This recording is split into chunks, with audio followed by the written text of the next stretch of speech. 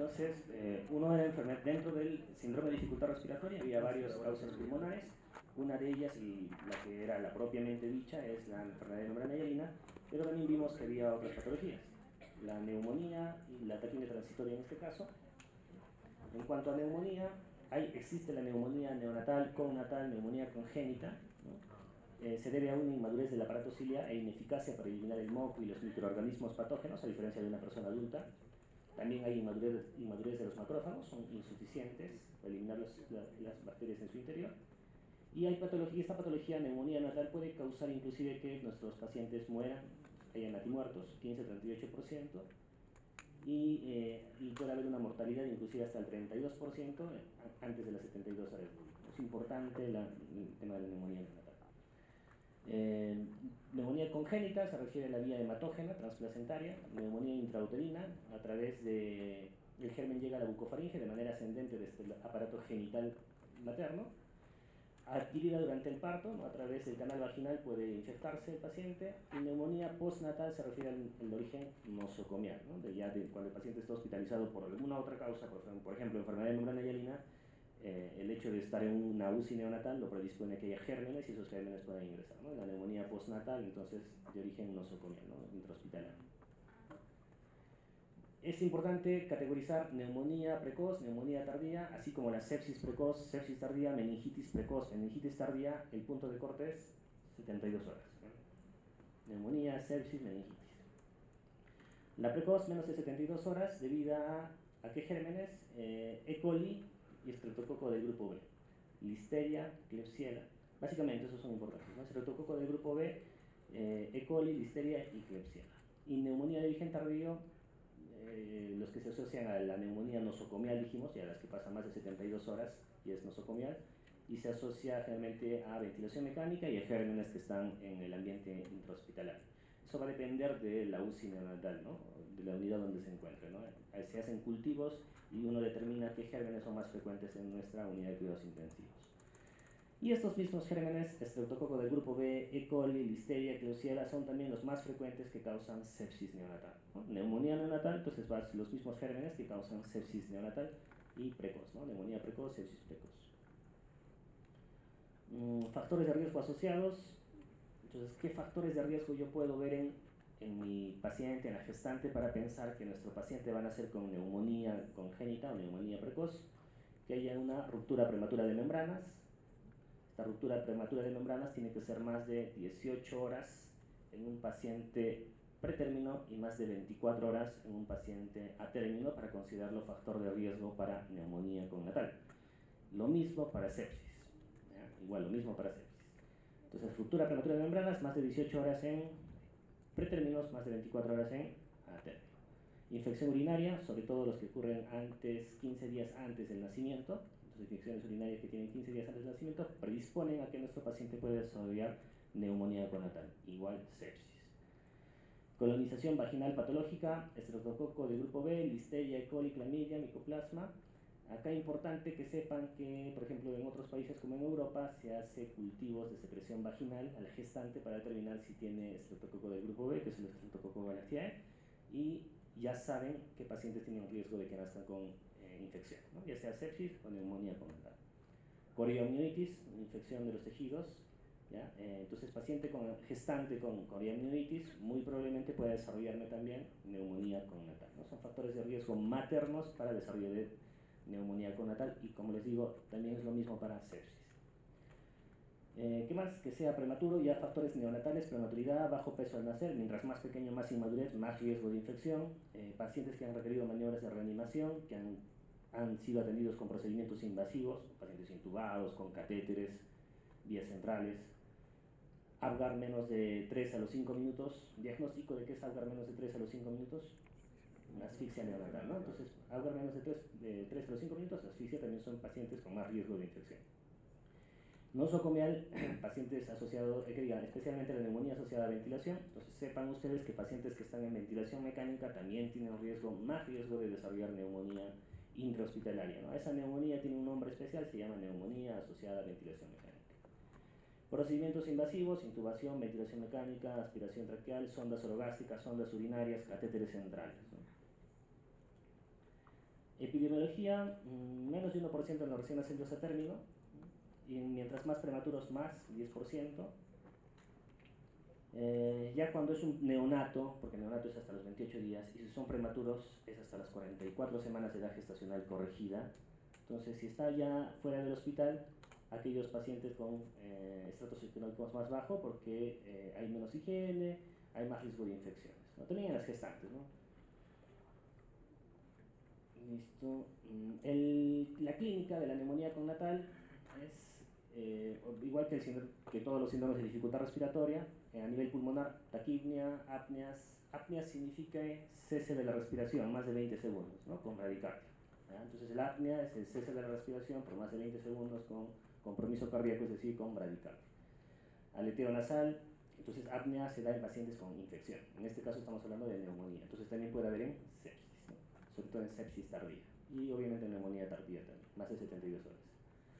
Aleteo nasal, tiraje intercostal, sifoideo, quejido, desbalance tóraco-abdominal. Ustedes ya tienen que saber cómo es el test de Silverman, ¿no? Califica alguno de estos criterios. Tos, estertores y anosis.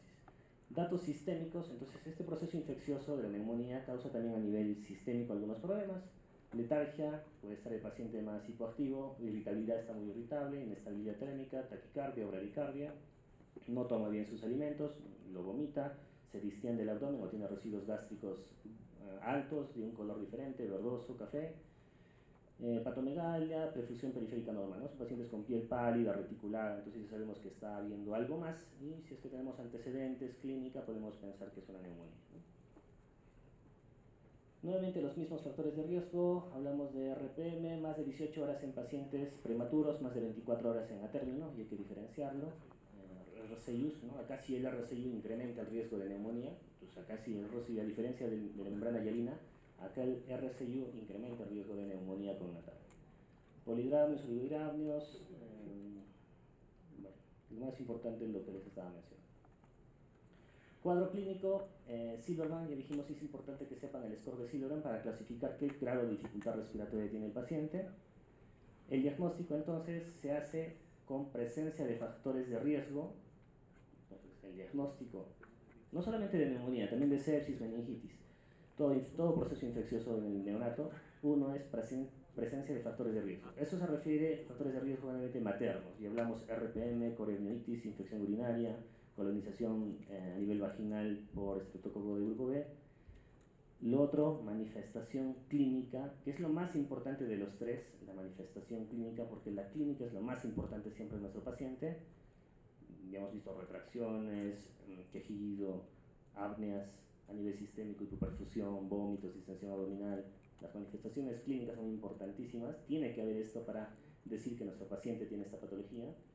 Y bueno, lo último, los exámenes auxiliares, que nos ayudan a tomar decisiones si este paciente si realmente corresponde a una infección o no es un proceso infeccioso. Rápido, el test de Silverman-Anderson califica de 0 a 2, mientras más alto es más severo, leve 1-4, moderado 5-6, severo 7-10, aleteo nasal, tiraje intercostal, retracción sifoidea, diferente intercostal sifoidea, desbalance tóraco-abdominal, quejido. Son 1, 2, 3, 4, 5 criterios. 5 por 2, 10, más severo, ¿no? Sería la más severa. Hay otras escalas, no las vamos a tocar. Acá tenemos retracción sifoidea, ¿no? A nivel de las sifoides vemos cómo hay un hundimiento en cada respiración. Entonces esta es la retracción sifoidea. Retracciones intercostales, subcostales o intercostales, ¿no? Cuando respira igual hay un hundimiento a nivel subcostal. Disbalance tóraco-abdominal, como el tórax aumenta de diámetro y el abdomen disminuye, eso está en balanceo, ese es el disbalance tóraco-abdominal. El aleteo ya lo van a ver. Y el quejido es el sonido, hemos dicho, expiratorio, ¿no? En el momento de la expiración. Diagnóstico radiológico, vamos a ver que es el de condensación y broncograma aéreo. Ahora es muy variable, también no es algo preciso en cuanto a la parte radiológica, pero podemos inferir que puede haber algún proceso de condensación y broncograma aéreo, y de esta manera, con todo lo demás, llegar al diagnóstico de neumonía. Hay otras patologías como quistes, por ejemplo, congénitos que predisponen a que el paciente pueda desarrollar una infección y por ende una neumonía en este lado, ¿no? Si ve que hay un infiltrado en base del pulmón derecho. Listo, otros casos de neumonía. No es como en los adultos, que es más focalizado, no hay una condensación más focalizada en el adulto. Generalmente en el neonato es más difuso los infiltrados y con broncograma aéreo. También podemos encontrar entonces broncograma aéreo. Pero la diferencia con la enfermedad de membrana hialinea es que estos pacientes pues, son a término más grandes, con diferencia de un bebito menos de 28 semanas, que si yo veo broncograma aéreo lo voy a asociar más a membrana hialina y no a neumonía, ¿no? Listo, pero para confirmar el diagnóstico deberíamos aislar el germen, ¿no? Entonces, a través de aspirados bronquiales, de tráquea, se puede cultivar y determinar el germen. Pero en la práctica, lamentablemente, no se llega a hacer. Listo, diagnóstico diferencial con todos los otros síndromes de dificultad respiratoria. Exámenes auxiliares, la radiografía. En cuanto a análisis de laboratorio, básico, el hemograma. Tiene que ver el hemograma, cómo están los leucocitos, si hay leucopenia, leucocitosis, las plaquetas, si está haciendo plaquetopenia sobre todo, y si es que hay recuento diferencial para ver cuánto de bastonados tiene. Y restantes de fase aguda, PCR, BCG y procalcitonina. ¿Cuál es más específica para infección? Procalcitonina. Procalcitonina. Lo que tenemos a la mano en los hospitales, PCR es más rápido. Pero si tuviéramos los dos, procalcitonina. Cultivos, hemocultivo, para confirmar la presencia de sepsis asociada. Entonces dijimos cultivo de secreción bronquial o de aspiración de tráquea, pero también si es que es un paciente con todo el cuadro florido de neumonía, de la clínica, antecedentes, y encontramos un hemocultivo positivo, también nos confirma el diagnóstico. Entonces ya sea cultivo de secreción bronquial o un hemocultivo. Lo mismo pasa para meningitis también. Para uno confirmar meningitis también tienes que encontrar o en el germen, el líquido cefalorraquídeo, pero también te lo hace la confirmación de un germen en hemocultivo. Entonces, obviamente para sepsis, hemocultivo. Alteración de la glucosa, gases en sangre también. ¿Listo? Complicaciones, insuficiencia respiratoria, va empeorando nuestro paciente si no recibe una adecuada terapia respiratoria, hipoxemia severa, va bajando la oxigenación, la presión arterial de oxígeno. Para mejorar limpieza en la unidad, ya en la unidad tiene que haber limpieza, una adecuada asepsia, esterilidad en los procedimientos, educación a las gestantes, tiene que ser permanente todo esto. Y la otra patología importante, entonces ya hemos hablado de enfermedad de membrana hialina, hemos hablado de neumonía, estamos hablando ahora de taquimia transitoria del recién nacido. Entonces, como dice acá, su nombre es transitoria porque va a durar más o menos 72 horas, ¿no? Acuérdense, taquimia transitoria del recién nacido, resolución en 72 horas en general, ¿no? Generalmente. ¿Ya? Y se refiere a un proceso de adaptación pulmonar que demora, ¿no? Que demora hasta ese tiempo. Es un paciente que todavía está requiriendo un poco de oxígeno, con un poco de dificultad respiratoria. Generalmente es leve, hasta moderada puede llegar. Entonces, nuevamente, alteración transitoria en la adaptación. La clave es la adaptación respiratoria, la adaptación pulmonar. Lo mismo es el cuadro de dificultad respiratoria, siempre tiene que haber taquipnia, se llama taquipnia transitoria. Taquipnia se refiere a frecuencia respiratoria más de 60. La respiración normal de un neonato es de 40 a 60, 40 a 60. Más de 60 y es taquipnia. Se inicia inmediatamente luego del nacimiento y generalmente se resuelve antes del tercer día de vida. Por eso es importante 72 horas. Curso benigno y autolimitado. Generalmente lo que se hace es darle soporte respiratorio, lo que requiere de oxígeno para mantener saturaciones en un rango entre 90 y 96%. Importante acá también hacerles recordar que no podemos hiperoxigenar al paciente en todas las patologías, no en este tema nada más. En toda patología del recién nacido y sobre todo mientras más prematuro sea nuestro paciente, no podemos hiperoxigenar porque causa también daño neurológico y otras causas más, como una retinopatía de la prematuridad, hay aumento de ese riesgo. Entonces, importante mantener también las saturaciones entre 90 y 96 y si es que darle confort, una adecuada temperatura al paciente para que se vaya autolimitando esta patología. Factores de riesgo asociados, es importante que conozcan estos factores, generalmente es en pacientes a término. ¿Ya? Pacientes a término son pacientes que nacen por cesárea, son más frecuentes que nacen por cesárea, diferente de un parto vaginal, que es lo fisiológico, a un parto por cesárea va a haber por eso una mala adaptación pulmonar, ¿no? Pacientes con cesárea. Pero también puede ser pacientes con parto vaginal que sea abrupto o que demore mucho, ¿no? Entonces, sexo masculino es más frecuente, pacientes macrosómicos más de 4 kilos, podálico, sedación materna excesiva, un trabajo de parto, lo que les decía, que es, a pesar que sea vaginal, pero que sea prolongado el trabajo de parto, o que sea abrupto, muy rápido, asfixia al nacer también predispone, sobrecarga de líquidos a la madre. Es importante esto también porque cuando vamos a ver la radiografía de nuestro paciente con taquipnea transitoria del recién nacido, uno de los puntos claves a observar en la radiografía es la cisuritis. Y se refiere un poco de acúmulo de líquido entre lóbulos, ¿no? Asma materno, pensamiento del cordón umbilical más de 3 minutos, nuevamente hablamos de volumen, ¿no? De volumen, entonces también mientras más tiempo pase va a pasar más volumen sanguíneo y eso también predispone un poco más al desarrollo de taquipnea transitoria, que no se adapte bien a nuestro paciente. Policitemia, hijo de madre diabética. Cuadro clínico, dificultad respiratoria desde el nacimiento, más de 60 respiraciones, el diámetro anteroposterior en membrana hialina era disminuido, ¿no? En taquipnea transitoria puede estar normal o aumentado. La auscultación puede ser normal o como muy vesicular disminuido, los signos clínicos de distrés respiratorio, quejidos, cianosis, retracciones, y la clínica, ya dijimos que se va resolviendo a los 3-4 días. Listo, en la radiografía, aparte de la cisuritis que hablamos, puede haber atrapamiento aéreo, entonces podemos encontrar más de 7 espacios intercostales, otro criterio para diagnóstico de taquipnea transitoria de recién nacido. Horizontalización de los arcos costales, ¿no? Como ver atrapamiento aéreo, los arcos costales se van a horizontalizar. Aplanamiento de diafragmas, justamente por este atrapamiento aéreo, va a aplanarse los diafragmas, la cisuritis. Entonces, más o menos, pues ahí va a ver en la plaquita, lo que se habla es de un corazón velloso. Entonces, normalmente se tiene que delimitar bien el corazón en un neonato sin patología. Pero acá observan que el borde cardíaco no se llega a delimitar, inclusive salen como prolongaciones radiopacas, y eso se llama corazón velloso. Cisuritis, o puede aparecer también acá por acá una cisuritis, puede haber un poco de derrame pleural también, en algunos casos, hemos dicho que hay más volumen. Horizontalización de los arcos costales, atrapamiento aéreo, se ven pulmones más radiolúcidos, y en algunos casos vamos a observar también aplanamiento de los diafragmas. Listo.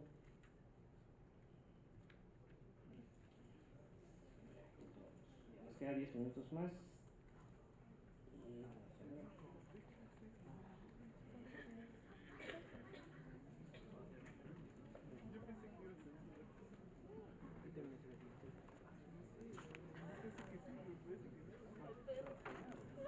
Ya está. Entonces, lo último, neumotórax, que es el segundo tema, síndromes de escape de aire, y el neumotórax.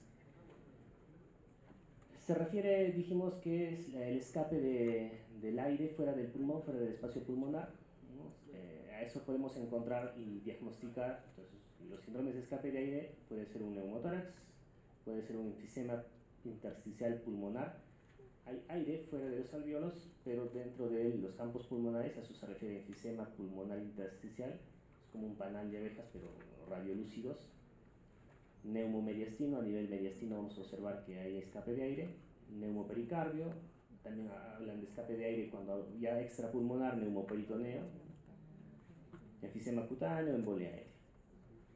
Los factores de riesgo relacionados por qué se da este síndrome de escape de aire en nuestros pacientes neonatales, la anatomía del aparato respiratorio neonatal, la incidencia de estas patologías pulmonares, la insuficiencia respiratoria, la membrana hialina, la neumonía, el síndrome de aspiración meconial. En las necesidades de reanimar al paciente, cuando reanimamos a nuestro recién nacido, a veces tenemos que administrar ventilación a presión positiva con un dispositivo, que es una bolsa autoinflable, que lo llamamos el AMBU, ¿no? Por su marca. Entonces, al administrar presión positiva al recién nacido en el momento de la reanimación, a veces administramos mucha presión y eso genera que haya un barotrauma, ¿no? Barotrauma. Y al haber barotrauma puede reventar y la vía aérea inferior, los alvéolos, y eso puede originar el escape de aire, ¿no? También presencia de patologías que aumentan el riesgo de barotrauma, por ejemplo el síndrome de aspiración meconial. Dentro de las patologías respiratorias, este síndrome de aspiración meconial con mucha frecuencia también cursa con síndrome de escape de aire, ¿no? Generalmente neumotórax o enfisema intersticial pulmonar. Neumotórax y enfisema intersticial pulmonar. Neumotórax, les decía, se refiere cuando hay ruptura de la pleura visceral, ellos reventaron y ese aire se sale de la pleura visceral y va a entrar a la cavidad pleural, ¿no? A la cavidad pleural.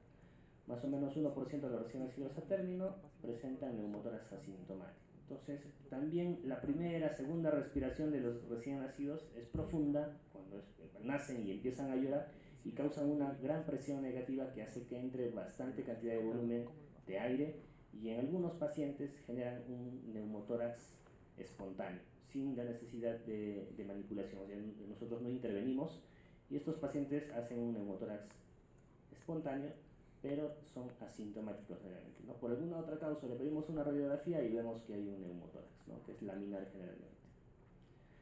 El cuadro clínico va a depender del tamaño del neumotórax, ¿no? Hemos visto que mientras más tamaño tenga el neumotórax, más colapsa el pulmón del mismo lado, inclusive puede herniarse y comprimir el corazón y comprimir el otro campo pulmonar, ¿no? Mientras más severo, se va a ver la correlación, mientras más severo sea el neumotórax, más clínica vamos a tener. Y en 10% pueden ser bilaterales. Síntomas, los mismos signos de dificultad respiratoria, taquipnea, retracciones, cianosis. Esto diferencia el neumotórax, hay una simetría torácica. Entonces vamos a encontrar que si es que encontramos un neumotórax derecho, el diámetro anteroposterior va a ser mayor en el lado derecho, ¿no? Porque hay un escape de aire ahí. Entonces va a ser una simetría torácica. Uno observa al paciente con asimetría, ¿no? El lado derecho, el tórax derecho está más amplio, ¿no? En el caso del neumotórax del lado derecho. Como hay compresión cuando es más severo el neumotórax, va a haber compresión del corazón, entonces vamos a observar que nuestro paciente va a empezar a hacer bradicardia. Entonces, un paciente con mucha dificultad respiratoria, que le estamos dando la terapia adecuadamente, pero va necesitando más oxígeno, más presión, y vemos que no mejora nuestro paciente y al contrario va haciendo bradicardia, entonces es un paciente que probablemente tenga neumotórax. Obviamente lo ideal es tener a la mano la radiografía para diagnosticarlo, pero muchas veces no tenemos a la mano la radiografía y tenemos que hacerlo clínicamente. Entonces nos ayudaría también la simetría torácica, ¿no? Vemos que el lado derecho está más distendido y hay bradicardia, el paciente no está mejorando con toda la terapia respiratoria, tenemos que hacer probablemente una punción para drenar ese neumotórax derecho. Desplazamiento de choque de punta, va desplazando el corazón, entonces uno al auscultar el corazón vamos encontrando que va cambiando de posición. Si es en el lado izquierdo el neumotórax, los ruidos cardíacos van a ser más intensos en el lado derecho porque está desplazando cuando va aumentando la severidad, ¿no? Los cambios de la auscultación también, no va a haber murmullo vesicular en ese lado. Alteración de variables hemodinámicas, lo de la bradicardia, puede haber alteración de la presión también. Y hay un deterioro agudo, ¿no? Rápidamente va desmejorando el paciente, ¿no? Cianosis, bradicardia, a pesar de toda la terapia que le estemos dando. Ahí el tratamiento es drenar todo este neumotórax, ¿no? De esa manera nuevamente el pulmón expande y puede ventilar, ¿no? O deja de comprimir el corazón o deja de comprimir el otro pulmón. Entonces el tratamiento es la punción. Listo. La punción, bueno, son los materiales. Lo importante es conocer la ubicación. Generalmente lo hacemos en el segundo espacio intercostal en la línea medio clavicular. Y ahí es donde tenemos que hacer la punción para drenar de emergencia a este paciente con neumotórax, que sin esto va a seguir aumentando el neumotórax, va a comprimir más el corazón, va a comprimir el otro campo pulmonar y va a llegar a ser ya una parada respiratoria, ¿no? Y puede fallecer. Entonces es importante hacerle la punción donde, segundo espacio intercostal, pueden hacerlo con una bocat, con una jeringa de 20 centímetros, introducen de emergencia el bocat conectado a una jeringa y ingresan. El pulmón está colapsado, no a veces riesgo que tengamos de que podamos lesionar el pulmón porque está totalmente colapsado. Entonces ingresan y van a aspirar y van a encontrar que sale inclusive a presión aire, ¿no? Y también lo podemos hacer en el cuarto espacio intercostal, línea axilar anterior. Son los dos lugares que tienen que conocer dónde se realiza la punción, el drenaje para el neumotórax.